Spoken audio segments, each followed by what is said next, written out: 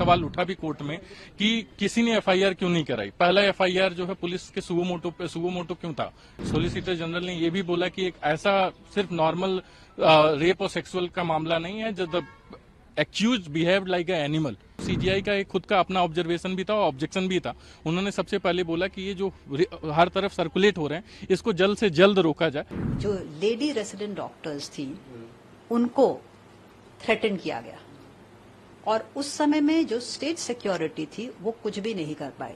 अभी की सुनवाई में इन्होंने मामला पहले तो सीबीआई से रिपोर्ट मांगा और मीनवाइल इन्होंने नेशनल टास्क फोर्स जो है बनाने का ऑर्डर किया है, जिसमें कई सारे और साथ ही साथ उसमें जो है सारे मेडिकल एसोसिएशन जितने हैं उससे उन्होंने सजेशंस मांगे कि जो है क्या बोलते हैं आप सजेशंस दें कि कैसे क्या हो सकता है क्या नहीं हो सकता है। उस मेडिकल 10 मेंबर्स का जो है नेशनल टास्क फोर्स बनाने का ऑर्डर किया है उन्होंने और नेक्स्ट हियरिंग जो है थर्सडे के लिए रखा है। जी, जिस तरीके से कई चीजें बात की गई, एफआईआर को लेकर भी बात हुई और जो अस्पताल में हमला हुआ उसको लेकर भी कोर्ट ने कहा, इस पर क्या कहेंगे? देखिए, उस पे तो सबसे बड़ा सवाल ये उठता है कि सुबह 6 बजे की घटना और शाम को जो है रात को 11:45 पे अगर एफआईआर हो रहा है तो ये सबसे बड़ा लैग दिखा रहा है। सबसे बड़ा सवाल ये उठता है, ये सवाल उठा भी कोर्ट में कि किसी ने एफआईआर क्यों नहीं कराई। पहला एफआईआर जो है पुलिस के सुगो मोटो क्यों था कि पुलिस ने खुद पे लिया, विक्टिम की तरफ से क्यों नहीं है, बॉडी इतना देर क्यों जी, जलाने में इतनी जल्दी। तो उससे बहुत सारे सवाल जो है ड्यूरिंग प्रोसीडिंग उठाए गए।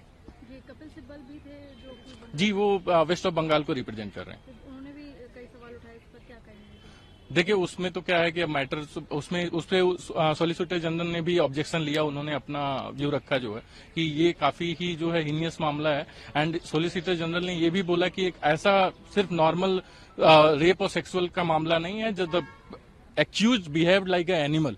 सो he use this word many times during the proceeding and while objecting the mister Sibal. अभी आप वेट करेंगे अगली meeting? It is on Thursday, and meanwhile CBI will file the status report, and they have also directed, which let me clarify, they have also directed all the media persons, social media person, not to run the name and pictures and any video of the victims. जी, ये वो plea भी file की गई थी इसको लेकर, उसकी पहचान जो सोशल मीडिया पर जी। उसको लेकर सुप्रीम कोर्ट जी। क्या निर्देश दिया? जी, इस पे तो देखिए क्या है कि इस पे सोशल मीडिया और जितने भी मीडिया है उनको क्लियर कट ये जैसे ही सीजीआई ने आया तो सीजीआई का एक खुद का अपना ऑब्जर्वेशन भी था और ऑब्जेक्शन भी था। उन्होंने सबसे पहले बोला कि ये जो हर तरफ सर्कुलेट हो रहे हैं इसको जल्द से जल्द रोका जाए। सो इस पे हर किसी की सहमति बनी, मतलब वेदर इट मिस्टर सिब्बल और मिस्टर सॉलिसिटर जनरल, सो सारे इस चीज पे एग्री किए। सुप्रीम कोर्ट ने सबसे पहले तो नेशनल टास्क फोर्स कॉन्स्टिट्यूट किया, क्योंकि उन्होंने बहुत ही क्लैरिटी से बोला ये पूरे देश का इशू है, ये बहुत ही इम्पोर्टेंट इशू है और डॉक्टर्स के सेफ्टी और सिक्योरिटी का इशू है। तो इसीलिए उन्होंने एक नेशनल टास्क फोर्स कॉन्स्टिट्यूट किया जिसको कि सुप्रीम कोर्ट को रिपोर्ट देनी है। वो सबसे बड़ी बात है और 2 महीने में फाइनल रिपोर्ट उनको देनी है। उसके अलावा सीबीआई का भी रिपोर्ट सुप्रीम कोर्ट ने मांगा। तीसरा कि सुप्रीम कोर्ट ने डॉक्टर्स से रिक्वेस्ट किया कि आप वापस काम पे जाएं। उसके बाद हमने पॉइंट आउट किया कि डॉक्टर्स काम पे कैसे जा सकते हैं, because the doctors are feeling threatened, क्योंकि 14 अगस्त की रात को जो फीमेल डॉक्टर्स थे, रेसिडेंट डॉक्टर्स, उनको काफी थ्रेटन किया गया था बहुत ही तरह की चीजों से।